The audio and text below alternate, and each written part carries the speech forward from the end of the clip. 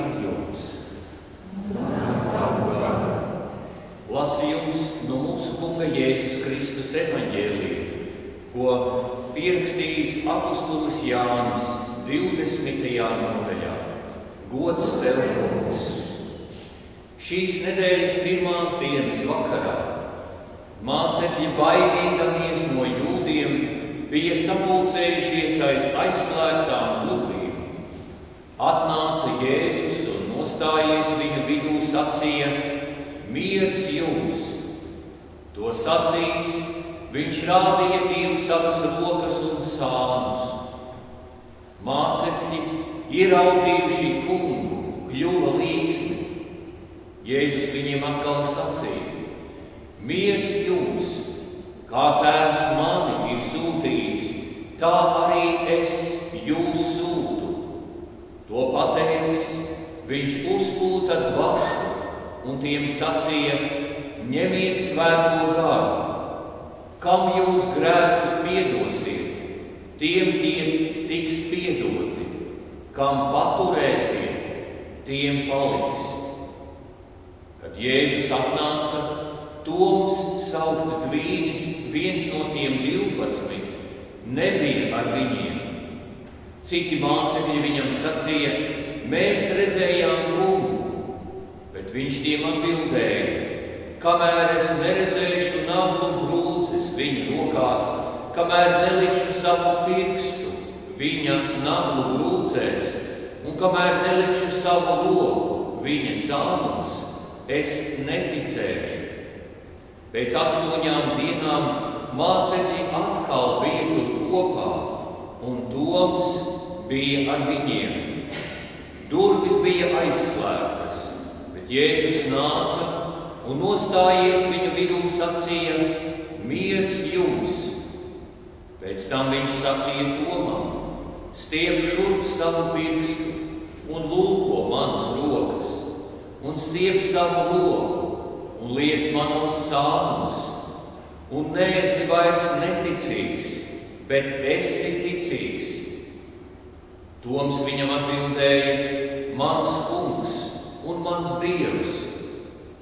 Jēzus viņam sacīja: Tu tici tādēļ, ka tu mani redzēji. Laimīgi tie, kas nav redzējuši, bet tic.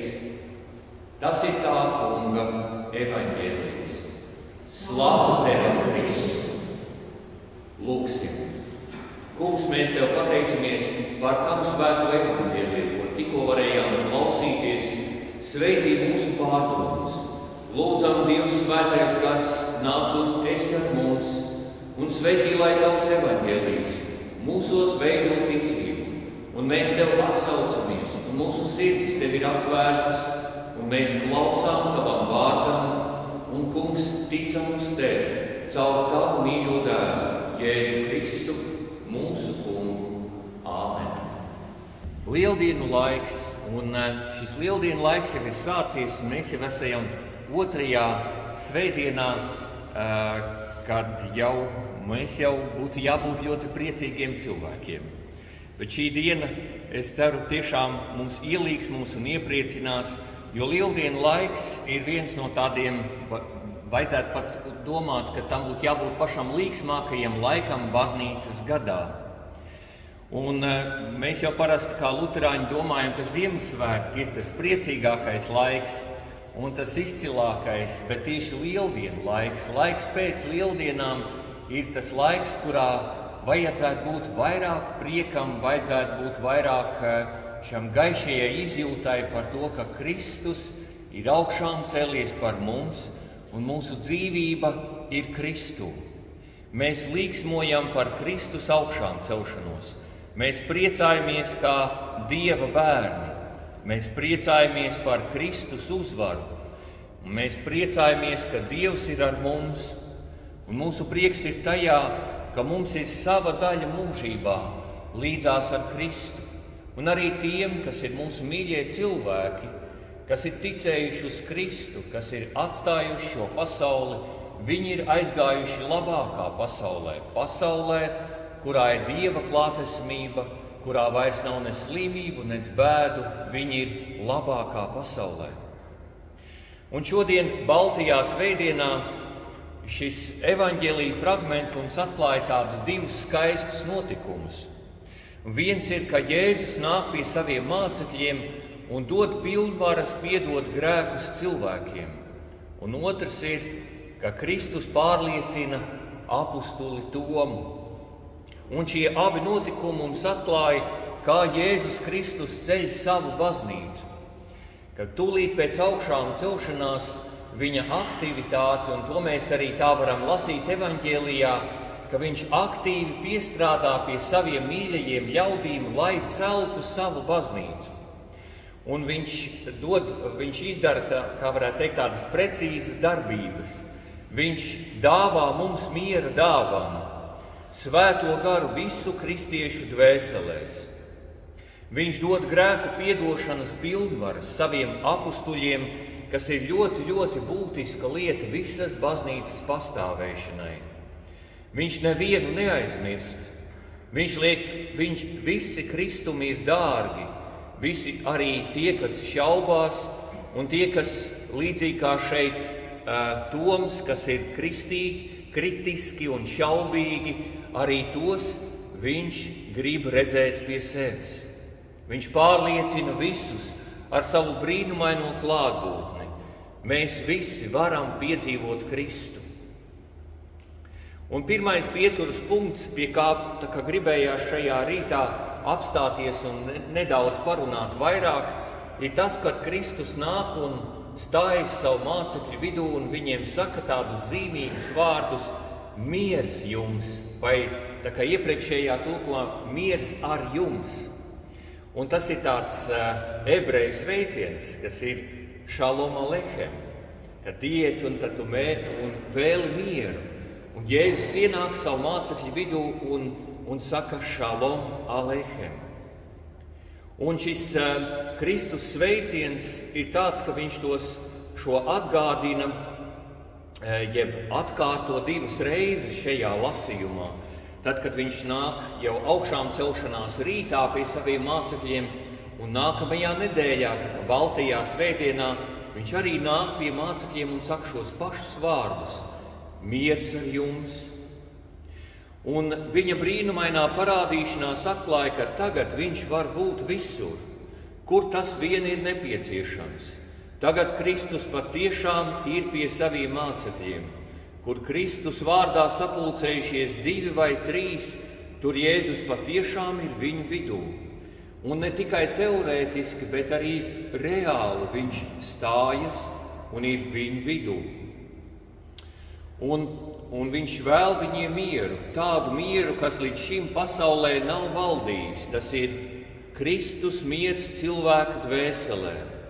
Kristus sveiciens tādēļ arī tiek lietots svētā vakarēdienu liturģijā, kad mēs cits citam sakam miers ar tevi. Mēs sniedzam roku cits citam un sakam miers ar tevi.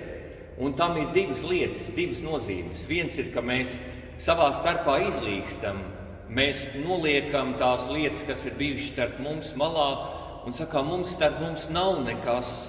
Mēs esam mierā savā starpā, nav mums šķēršļu, nav mums attiecību problēmu, bet otrs ir tas īstais miers. Nevis tas cilvēciskais, psiholoģiskais, bet tā Dieva žēlastība, tā svētā gara klātbūtne, kas dāvā mieru. To mēs vēlam otram cilvēkam. Miers ar tevi. Un tas ir vēlējums pēc Kristus miera mūsu dvēselēs.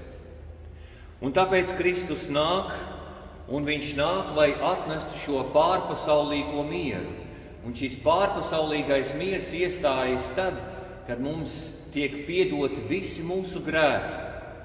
Jo varbūt miers, kad mēs varētu teikt, neuztraucamies par saviem grēkiem, kā ir tas angliciskais izteiciens, ko jauni cilvēki lieto, tas ir who cares, kurš pat uztraucās, vai ne? Bet ir arī tā, ka tu vari neuztraukties psiholoģiski, bet tur vienalga tas paliek. Un cits jautājums ir, ka Dievs ir visu novēlis no taviem pleciem, ka Kristu visi grēki tev ir piedoti, tad patiešām iestājas tāds īpašs miers, tāds, ko tu nekur citur nevari dabūt.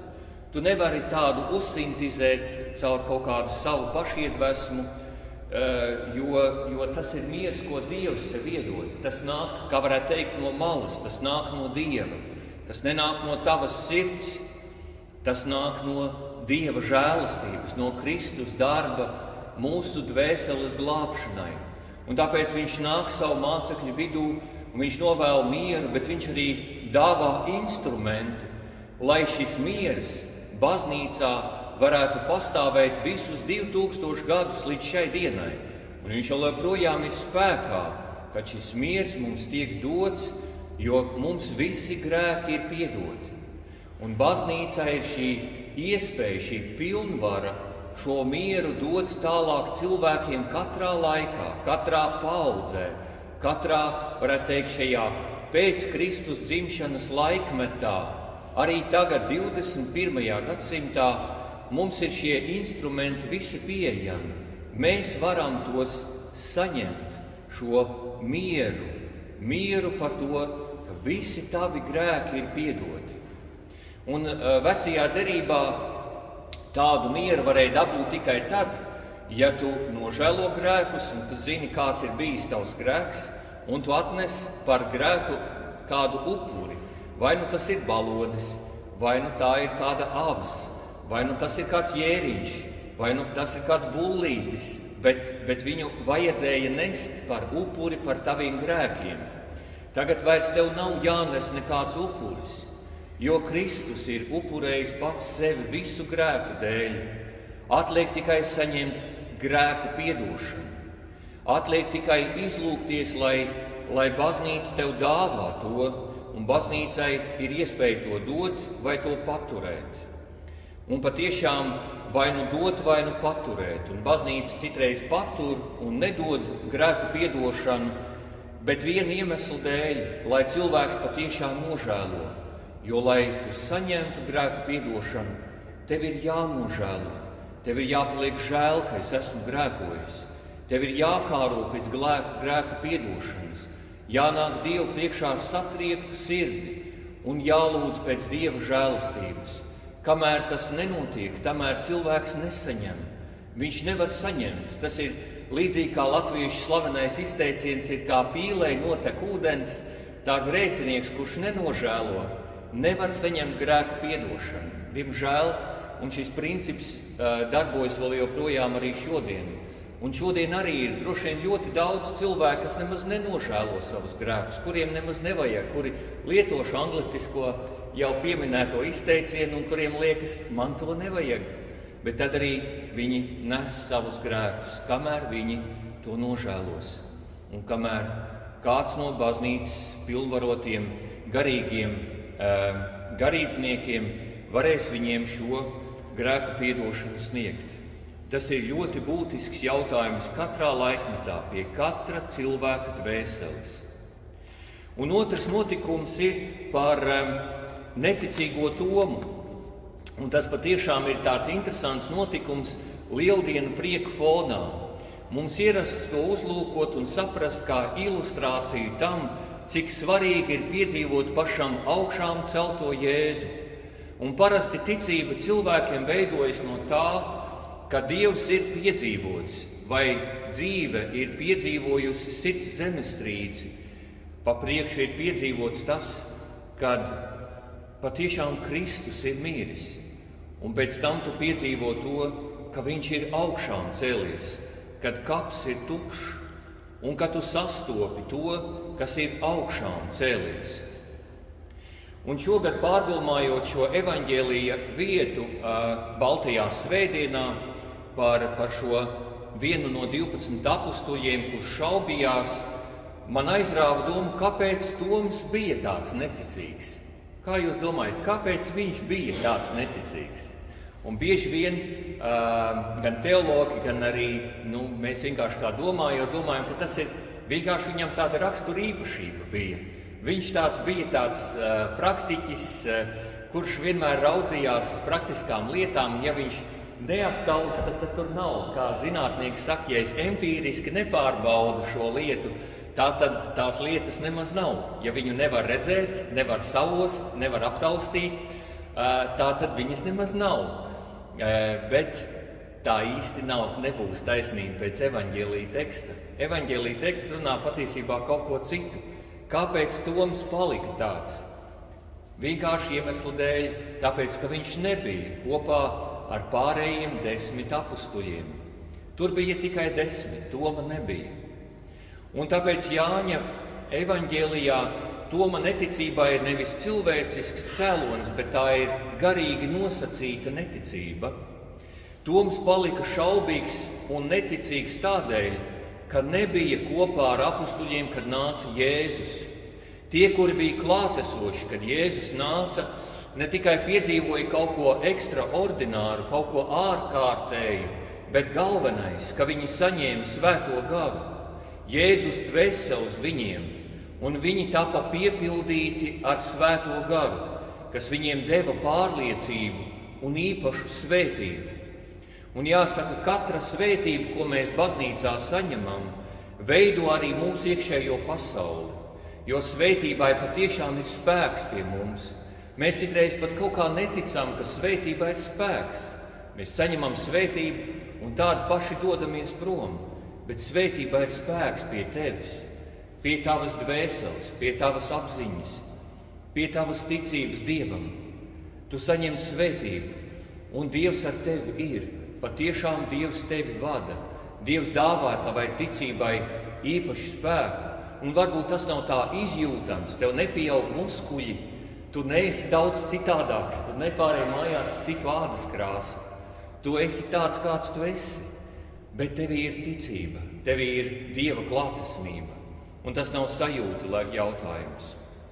Un uzrunājoši tas, ka Jēzus īpaši Toma dēļ nāk atkal savu mācekļu vidū. Un interesanti, Jēzus jau varēja nenākt. Viņš, kā saka, vienreiz aizgāja. Es iedevu viņiem tās dāvanas. Nu tad Toms atnāks un viņš jau kaut kā jau tur dabūs. Bet nē, viņš nāk īpaši Toma dēļ. Viņš ir dzirdējis, kā Toms saka, es neticēšu. Un viņš nāk Toma dēļ, lai viņš ticētu. Un Jēzus vēlējās, lai visi 11 mācekļi saņemtu apustuļu pilnvaras. Un pēc tam svētais Pāvils, kā 12. apustulis, saņems apustuļu pilnvaras uz Damaskas ceļa. Jēzus vēlējās, lai neviens nepaliek ārpus svētības vai tāds, kuram kaut kas trūktu. Jēzus redz un dzird mūsu izteikumus, dzird mūsu šaubas, dzird mūsu neapmierinātību, dzird mūsu sirds ilgas. Viņš uzklausa tās lūkšanas, ko saka ne tikai mūsu lūpas, bet ko saka arī mūsu sirds. Viņš tās dzird. Un varbūt Toma sirds lūkšana bija tādā sarūktinājumā, kungs neatstāja mani ārpus pārējo brāļu loka. Vai arī kādā vienā garīgā dziesmā tiek tādi skaisti vārdi, kamēr tu pie citiem ej, neej garām man. Vai jūs esat padomājuši, ka tieši Jēzus rētas ir tās, kas pārliecina Tomu? Un tieši Jēzus rētas, kur Toms saka, kamēr es neielikšu šajās rētās, kamēr es viņas neredzēšu, tamēr es neticēšu. Un interesanti, kāpēc tieši rētas? Mēs kaut kā esam arī tā pieraduši, kā bieži vien dzirdējuši, kāpēc tieši rētas ir tās, kas pārliecina, ka tas ir tas Jēzus. Nevis Jēzus rēks vai Jēzus gars, kas atklājās vai kaut kāda hologramma, bet ka tas ir tiešām viņš. Tieši rētas ir tās, kas pārliecina 12 apustuļus, jeb 11, par to, ka tas ir viņš. Tas ir viņš, kas bija pie krusta. Viņš ir tagad ar mani kopā. Viņš stājas mūsu vidū un viņš ir kopā ar mums. Kristus rētas kā atpazīšanas zīmes. Un ziniet, kāds ir vēl nosaukums rētām, Kristus rētām? Pazīstams nosaukums, ko mēs droši vien visi zinām. Zinat, kā vēl sauc rētas, Kristus rētas? Tās ir stigmas, stigmāta. Un tām ir īpaša vērtība kristīgajā baznīcā. vairākiem svētajiem Dievs bija devis Kristus rēku jeb stigmu piedzīvojumu, un tā ir kā tāds ciešanas par pasaules grēkiem ārējā zīme, ka viņš ir cietis par visiem mūsu grēkiem. Un pats pirmais, kas saņēma stigmas baznīcas vēsturē, un tas patiešām arī svētajos rakstos ir minēts, ir apustulis Pāvils. Viņš vēstulē galatiešiem raksta: turpmāk, lai neviens man neliek vairs ciest, jo es nesu Jēzus rētas savā miesā. Viņš to raksta vēstulē galatiešiem 5. nodaļā.